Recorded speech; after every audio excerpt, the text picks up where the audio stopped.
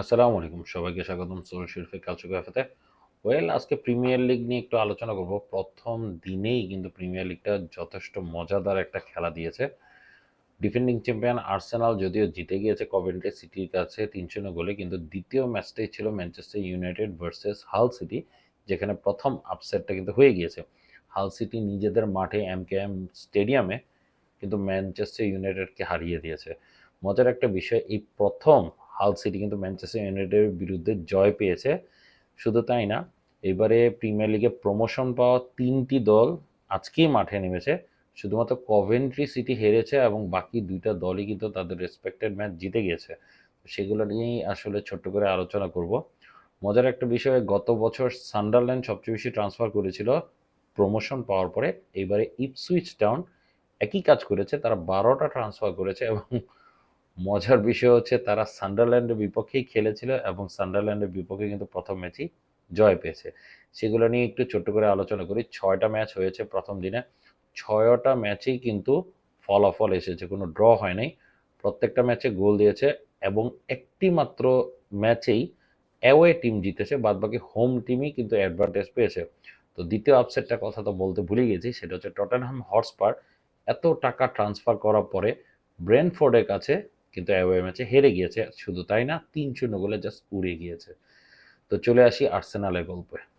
তো Arsenal versus Coventry city খেলা হয়েছে। এক্সপেক্টেড রেজাল্ট যে আর্সেনাল আসলে জিতবে এবং ডিফেন্ডিং চ্যাম্পিয়ন হিসেবে কিন্তু এই প্রথম খেলতে আসছে।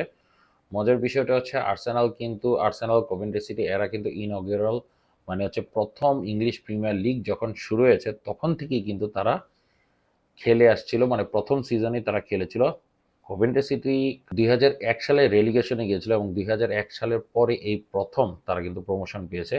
মজার একটা বিষয়, তখন তারা যখন রেলিগেশনে গিয়েছিল তখন কিন্তু 34 বছর পরে রেলিগেটেড হয়েছিল তারা, এবং 34 বছর পরে এখন তারা প্রমোশন পেয়ে প্রথমেই আর্সেনালের সাথে খেলা করেছে এবং সেখানে তারা হেরে গিয়েছে।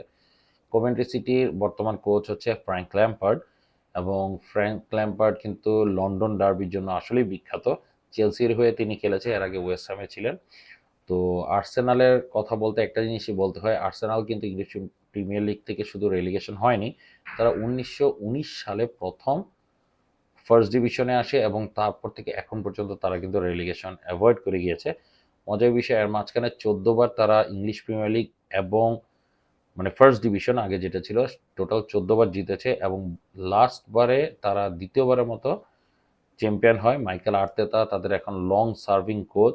মজার বিষয় হচ্ছে তাদের নিজস্ব কোচের মধ্যে লং সার্ভিং এর মধ্যে তিনি সপ্তম অবস্থানে আছে। এবং আর্তেতা নিয়ে যদি গল্প বলা হয়, অনেকেই বলতো যে ওভাররেটেড কোচ, সে জায়গায় কিন্তু আর্তেতা এই মৌসুমে মানে গত মৌসুমে দেখিয়ে দিয়েছে যে চ্যাম্পিয়ন কি করে হয়।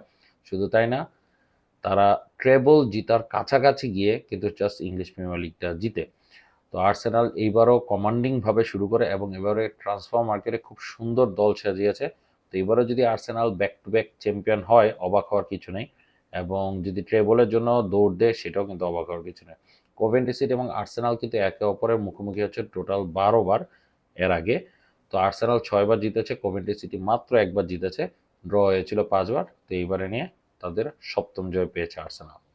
দ্বিতীয় খেলাটি হচ্ছে আপসেটের খেলা, সেটা হচ্ছে হাল সিটি ভার্সেস ম্যানচেস্টার ইউনাইটেড। হাল সিটি এবং ম্যানচেস্টার ইউনাইটেড এর আগে 10বার দেখা হয়েছিল ইংলিশ প্রিমিয়ার লিগে। এর মধ্যে 8বারই জিতেছিল ম্যানচেস্টার ইউনাইটেড এবং অ্যাওয়ে 2টা ম্যাচে ড্র করেছিল। তো হাল সিটি কখনোই কিন্তু ম্যানচেস্টার ইউনাইটেডকে হারায়নি। এই প্রথম তারা নিজেদের মাঠে তাদের 123তম সিজনে তারা কিন্তু ম্যানচেস্টার সিটিকে হারিয়ে দিয়েছে। এবং মজার আর একটা বিষয়, হাল সিটি কিন্তু কখনোই কোনো টাইটেল জিতে নেয়, মানে কোনো ধরনের শিরোপা জেতে নেয়, এক্সেপ্ট থার্ড ডিভিশনে তারা একবার চ্যাম্পিয়ন হয়েছিল। এছাড়া কিন্তু তাদের কখনোই সিজন জিতে নাই। এইবারই তারা প্রমোশন পেয়ে এসেছে, ট্রান্সফার মার্কেটে খারাপ করে নেই। তবে বসনিয়ান কোচ সার্গেই ইয়াকুরোভিচ কিরকম করে সেটা হচ্ছে একটা বড় বিষয়। তো 11টা নতুন ট্রান্সফার করেছিল 86 মিলিয়ন খরচ করে, কিন্তু কোনোটাই আসলে বড় ট্রান্সফার না। দেখা যাক হাল সিটি এবারে কি করতে পারে। অপর পাশে ম্যানচেস্টার ইউনাইটেড, তাদের লেজেন্ড মাইকেল ক্যারিক তাদের এখন বর্তমান কোচ। গত সিজনে যখন অ্যামোরিমকে স্যাক করে তাকে নিয়ে এসেছে, তো সম্মানটা শেষ মুহূর্ত পর্যন্ত বাঁচিয়ে রেখেছে, কারণ কি তারা এখন চ্যাম্পিয়ন্স লিগ খেলবে এই মৌসুমে। তবে তারা 20বার English Premier League plus first division champion হয়েছিল, যেটা এখন পর্যন্ত রেকর্ড। শুধু তাই না, FA কমিউনিটি শিল্ডেও তারা সর্বোচ্চ টাইটেল জিতেছে এবং তারা আসলে চ্যাম্পিয়ন্স লিগ, ইংলিশ প্রিমিয়ার লিগে 6টা দল চ্যাম্পিয়ন্স লিগ জিতে, তার মধ্যে এরাই 3বার চ্যাম্পিয়ন্স লিগ জিতে সর্বোচ্চ বলা যায়, সরি দ্বিতীয় সর্বোচ্চ বলা যায়। এবং পাশাপাশি তারা ইউরোপা লিগও জিতে, সুপার কাপও জিতে। এবং তাদেরই একমাত্র কোচ হচ্ছে মাইকেল ক্যারিক, ইংলিশ কোচ।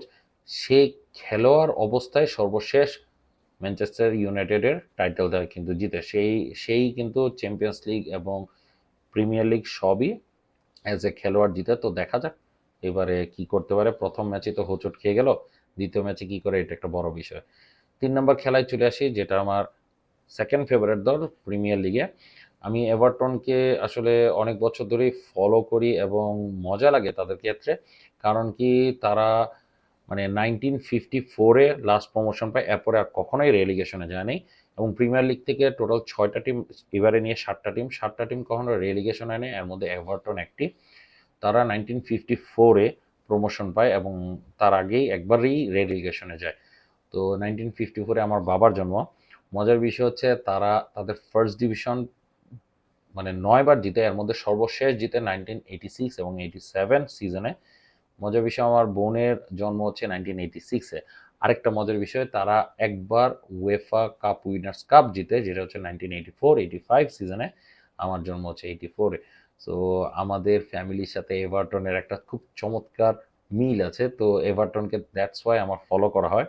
এবারে 79 টাইম তারা টপ ফ্লাইটে আছে। তাদের নিজস্ব জন্মের পরে 149 সিজন তারা খেলবে কোনো অফিসিয়াল ম্যাচে। এবং এইবারে ডেভিডে ময়েসের অধীনে তারা কি করে এটা একটা বড় বিষয়।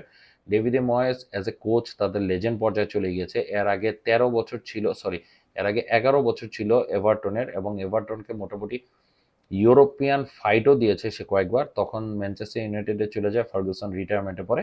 আনফর্চুনেটলি এভারটন এবং সে দুইজনই কিন্তু হারিয়ে যায়। লাকিলি এভারটন রেলিগেশনে যায়নি। তো গত মৌসুমে যখন ডেভিড ময়েস আসে তখন কিন্তু রেলিগেশন অ্যাভয়েড করে। নট অনলি দ্যাট, এইবারে কিন্তু খুবই ভালো করে গত বছর। এইবারে ডেভিড ময়েস কি করে সেটা একটা বড় বিষয়। এবারে ট্রান্সফার মার্কেটও তারা চমৎকার কিছু ডিল করেছে, যে ডিলের মাধ্যমে মোটামুটি তাদের বলা যায় মিড টেবল ফিনিশ অবশ্যই হবে। অপর পাশে ক্রিস্টাল প্যালেস, তাদের লেজেন্ডারি কোচ গ্লাসনারকে গ্লাসনারকে রিপ্লেস করে ফ্রেঞ্চ কোচ পিয়ারে সাগের মাধ্যমে। এক জায়গায় দেখা গেছে লেজেন্ডারি কোচ তাদের কাছে ব্যাক করে, আরেক জায়গায় তাদের লেজেন্ডারি কোচ চলে যায়। আর লেজেন্ডারি কেন বললাম, 121তম সিজনে ক্রিস্টাল প্যালেস কিন্তু মাত্র একবারই টাইটেল জিতে, সরি 2বার টাইটেল জিতে। ডোমেস্টিক টাইটেল একবার জিতে, সেটা হচ্ছে FA কাপ। 2025-26 সিজনেই কিন্তু তারা নট অনলি FA কাপ জিতে, তারপরের সিজনেই তারা কিন্তু কনফারেন্স লিগ জিতে, এবং কনফারেন্স লিগ জিতে এই মৌসুমে কিন্তু তারা ইউরোপা লিগ খেলবে।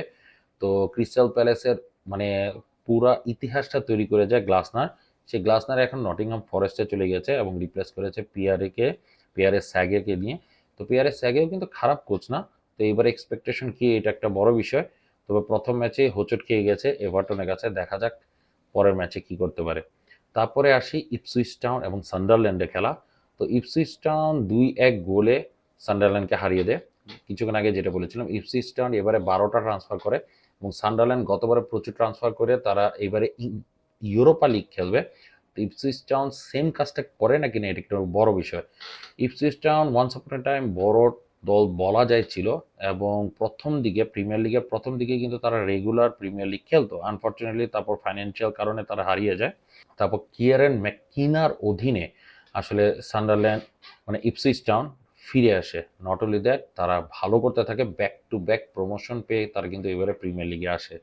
আনফর্চুনেটলি ফ্যামিলি ইস্যুর কারণে ম্যাককিনা রিটায়ারমেন্টে, মোটামুটি বলা যায় রিটায়ারমেন্টে চলে যায়। তো সে ব্যাক করবে নাকি না একটা বড় প্রশ্ন। তো তাকে রিপ্লেস করে গ্যারি অনিল, এবং গ্যারি অনিল গত মৌসুমে স্ট্রাসবার্গকে নিয়ে কিন্তু চমৎকার ফুটবল খেলেছে, এবং স্ট্রাসবার্গ থেকে কিন্তু এইবারে 2টা প্লেয়ার কিন্তু ইপসুইচ টাউনে সাইন করে। একজন হচ্ছে অ্যানকিসো, যে এই আজকের ম্যাচেই অ্যাসিস্ট করে, এবং আরেকটা নতুন প্লেয়ার এমারসনও কিন্তু আজকের ম্যাচে গোল করে। সাথে আব্দুল ওতারাও স্ট্রাসবুর্গ থেকে খেলতে আসে। তো ইপসুইচ টাউনের পাশাপাশি কিন্তু সান্ডারল্যান্ড নিয়ে একটু কথা বলতে হয়। সান্ডারল্যান্ড কিন্তু ওয়ান্স আপন এ টাইম বিগ টিম ছিল। তারা মাঝখানে হারিয়ে যাওয়ার পরে কিন্তু রেগি লেব্রিয়ের অধীনে কিন্তু এখন চমৎকার ফুটবল খেলে কিন্তু কামব্যাক করেছে। এবারে তার সেকেন্ড কনজিকিউটিভ মৌসুম প্রিমিয়ার লিগে এবং এইবারে ইউরোপা লিগও খেলবে। তো সান্ডারল্যান্ডকে নিয়েও আসলে এক্সপেকটেশন হাই।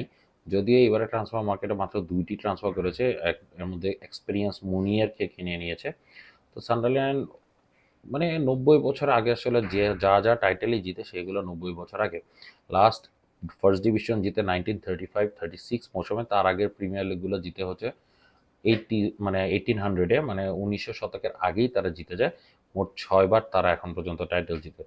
তো গতবার প্রিমিয়ার লিগে এসে তারা যেমন চমক দেখেছিল, এবারে কিন্তু প্রথমেই ইপসউইচ টাউনের কাছে ধরা খেয়ে যায়। তো এখন আসি আরেকটা ম্যাচে যেখানে অ্যাওয়ে টিম জিতে। এই আজকের দিনে অ্যাওয়ে টিম একমাত্র লিডস ইউনাইটেডই জিতে, তাও নটিংহাম ফরেস্টের এগেনস্টে। মজার একটা ইকুয়েশন হচ্ছে নটিংহাম ফরেস্টে গ্লাসনার আসে, এসে প্রথম ম্যাচে কিন্তু লিডস ইউনাইটেডের কাছে হারে। এবং মজার বিষয় এখানে কিন্তু আরেক জার্মান কোচ ড্যানিয়েল ফার্কে, সে লিডস ইউনাইটেডকে নিয়ে টানা ৩ মৌসুম খেলতেছে এবং গত মৌসুমের আগের মৌসুমে রেলিগেটেড মানে সেকেন্ড ডিভিশন থেকে আসে নিয়ে প্রমোশন পায়। গত মৌসুমে ভালো পজিশনে থেকে ফিনিশ করে এই মৌসুমে থার্ড সিজন হিসেবে তারা খেলতেছে। লিডস ইউনাইটেড কিন্তু আমার favourite English Premier league club. তো হাস্যকর বিষয় হচ্ছে তারা কিন্তু প্রিমিয়ার লিগের শুরুর আগে মানে লাস্ট ফার্স্ট ডিভিশনটা তারা কিন্তু জিতে। আনফর্চুনেটলি পরে যখন প্রিমিয়ার লিগ হয় তখন তারা টপ 4-এ থাকতে না পারলেও তারা কিন্তু প্রিমিয়ার লিগে থেকে যায়। আর নটিংহাম ফরেস্ট সেই মৌসুমে প্রথমবারের মতো রেলিগেশনে চলে যায় এবং সর্বশেষ টিম হিসেবে রেলিগেটেড হয়। তারপরে নটিংহাম ফরেস্ট অনেক বছর পরে ফিরে আসে, লিডস ইউনাইটেডও অনেক বছর পরে ফিরে আসে। নটিংহাম ফরেস্ট ফিরে আসার পরে আর এখনও রেলিগেশন হয়নি, তবে লিডস ইউনাইটেড মার্সেলো বিয়েলসার অধীনে ফিরে এসে 3 সিজন থেকে আবার রেলিগেটেড হয়ে এখন আবার ফিরে আসছে। তো এইবারে মনে হচ্ছে তারা কিন্তু কমান্ডিংভাবে খেলা, যেভাবে খেলা শুরু করেছে কমান্ডিংভাবে তারা থেকে যাওয়ার সম্ভাবনাই আছে। ট্রান্সফার মার্কেটও ভালো ট্রান্সফার করেছে। অপরপাশে নটিংহাম ফরেস্টের একটা রেকর্ড আছে, সেটা হচ্ছে তারা ডোমেস্টিক টাইটেল জিতেছে একবার, মানে ফার্স্ট ডিভিশন জিতেছে একবার, আর ব্যাক টু ব্যাক 2বার ইউরোপা লিগ মানে ইউরোপিয়ান কাপ জিতেছে, যেটা বর্তমানে চ্যাম্পিয়ন্স লিগ হিসেবে কাউন্ট হয়। তো ইংলিশ 6টা ক্লাবের মধ্যে তারা কিন্তু একটা ক্লাব যারা কিন্তু চ্যাম্পিয়ন্স লিগ জিতে। Not only that, back to back champions league তারা জিতে। আনফর্চুনেটলি কালে বিবর্তে তারা হারিয়ে গেল, কিন্তু এখন আবার আস্তে আস্তে আস্তে আস্তে তারা ব্যাক করবে। তাদের মজার বিষয় তারা এখন পর্যন্ত একবার ফার্স্ট ডিভিশন জিতে, একবার 2বার এফএ কাপ জিতে এবং একবার কমিউনিটি শিল্ড কাপ জিতে। এখন দেখা যাক এই মৌসুমে হয়তো কাপ জিততে না পারলেও হয়তো বা রেলিগেশন অ্যাভয়েড করতে পারবে। অপর পাশে লিডস ইউনাইটেডও একসময় বড় দল ছিল, শুধু তাই না, মানে লিডস ইউনাইটেড কয়েকটা লেজেন্ডারি ডার্বি আছে, যেমন ইন্টারকন্টিনেন্টাল ডার্বি হিসেবে কিন্তু এসি মিলানের সাথে তাদের খেলা এবং গ্যালাতাসারের সাথেও তারা কিন্তু ইন্টারকন্টিনেন্টাল ডার্বি। আর হোমে কিন্তু তারা অ্যাকচুয়ালি নটিংহাম ফরেস্টের এরিয়ার মানুষ হলেও তাদের ডার্বি কিন্তু ম্যানচেস্টার ইউনাইটেড এবং চেলসির বিরুদ্ধে। তো লিডস ইউনাইটেড নিয়ে আসলে একটা আলাদা ভিডিওই করা যাবে। তো এখন চলে আসি ষষ্ঠ খেলা, যেটা আরেকটা চমক, সেটা হচ্ছে ব্রেন্টফোর্ড টটেনামকে ৩-০ গোলে জাস্ট উড়িয়ে দেয়। ডে জার্বির অধীনে কিন্তু টটেনাম টপ 4 ফিনিশ করার প্ল্যান নিয়ে আসলে খেলতে নামে। অপর পাশে ব্রেন্টফোর্ড ইউরোপিয়ান কম্পিটিশনের জন্য ট্রাই করে। টটেনহামও কখনো রেলিগেশন হয়নি, ব্রেন্টফোর্ডও কিন্তু প্রমোশন পাওয়ার পরে কিন্তু কখনো রেলিগেশন হয়নি। তবে টটেনহাম কিন্তু 6টা ক্লাবের একটা ক্লাব যারা প্রিমিয়ার লিগে প্রথম থেকে খেলে আসছে এবং কখনোই রেলিগেশন যায়নি। গত মৌসুমে কিন্তু খুবই কষ্টে রেলিগেশনটা অ্যাভয়েড করে। তো এই মৌসুমে সবাই এক্সপেক্ট করবে, স্যান্ড্রো তোনালি থাকা সত্ত্বে সবাই এক্সপেক্ট করবে যে টটেনহাম ভালো কিছু করবে। তো প্রথম ম্যাচে যেভাবে ব্রেন্টফোর্ডের কাছে হোঁচট খেয়ে গিয়েছে, আসলে এখন কনফিউশন লাগা শুরু হচ্ছে। মজার বিষয়, ব্রেন্টফোর্ড 2021 সালে প্রথমবারের মতো প্রমোশন পায়, তাও প্লে অফ খেলে। এবং সেই প্লে অফ খেলার পরে তারা যে প্রমোশন পায় সেটা হচ্ছে 1946-47 লাস্ট রেলিগেশনে গিয়েছিল, তারপর থেকেই প্রথম তারা প্রমোশন পায়। এবারও তারা অনেকগুলো প্লেয়ার কিনেছে, যেমন ক্যালাম উইলসন এবং মামাদু সাঙ্গারে। এই প্লেয়ারের কথা কেন বলছি, টটেনহাম মানে ব্র্যান্ডফোর্ডের মতো একটা ক্লাব, মানে ছোট ক্লাবই বলা যায়, তারা 47 মিলিয়ন ইউরো স্পেন্ড করে এই প্লেয়ারটাকে নিয়েছে। অবভিয়াসলি এই প্লেয়ারটাকে তারা সেল করার চেষ্টা করবে 100 মিলিয়ন দিয়ে, এবং প্রথম ম্যাচেই কিন্তু প্রথম অ্যাসিস্টটা সেই করে। সো মানে আনএক্সপেক্টেড কিছু প্লেয়ার আবার এই মৌসুমে দেখা যাবে। তো এই ছিল 6টা খেলা এবং 6টা খেলাই চমৎকার হয়েছে, ভালো লেগেছে। আনএক্সপেক্টেড কিছু ফলাফল এসেছে, তবে হাল সিটি যে জিতবে কেন জানি আমি বলেছিলাম।